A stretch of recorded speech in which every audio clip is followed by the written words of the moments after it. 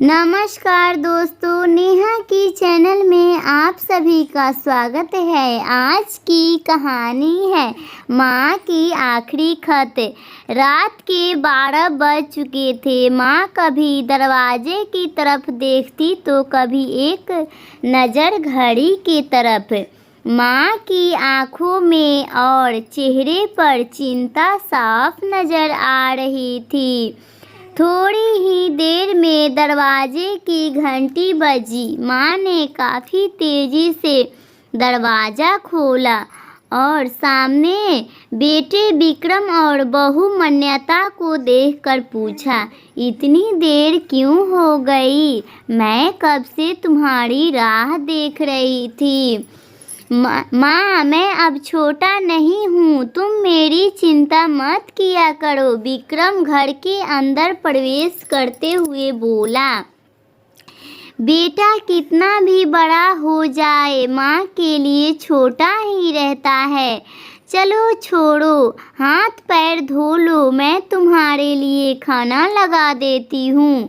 माँ ने दरवाज़ा बंद करते हुए कहा, माँ जी, हम बाहर से खाना खाकर आए हैं, आप खा लीजिए, हम सोने जा रहे हैं। बहू मान्यता ने कहा, लेकिन मैंने तो तुम लोगों की पसंद की खीर बनाई है, आओ थोड़ा थोड़ा खा लो। माँ, तुझे एक बार में समझ में नहीं आता क्या? तेरी बहू ने कहा ना, हम बाहर से खाना खाकर आए हैं, क्यों परेशान करती हो? जा तू खीर खा ले और सो जा और हमें भी शांति से सोने दे। माँ अकेली कैसे खीर खा सकती थी और उसे बिना खाए नींद कैसे आ सकती थी, क्योंकि बेटे के इंतज़ार में उसने भी कुछ नहीं खाया था। वह किचन में गई, एक गिलास पानी पिया और अपने रूम में वापस चली गई। सुबह 10 बजे विक्रम की आंखें खुली। बाजू में मान्यता अभी भी सो रही थी। विक्रम हॉल में आया तो लैपटॉप के पास रखी एक चिट्ठी पर उसके नज़र पड़ी। यह चिट्ठी किसकी हो सकती है, यह देखने के लिए उसने चिट्ठी खोलकर पढ़ना शुरू किया। मेरे लाल, तू सोच रहा होगा कि एक ही घर में रहते हुए ये चिट्ठी क्यों मैं तुम्हें बोलकर भी बता सकती थी। हाँ, बता सकती थी। अगर तू मेरी बातें सुनना चाहता तो किसी एक्सप्रेस गाड़ी की तरह तू आता है और कुछ ही पलों में निकल जाता है। खैर वो सब जाने दो।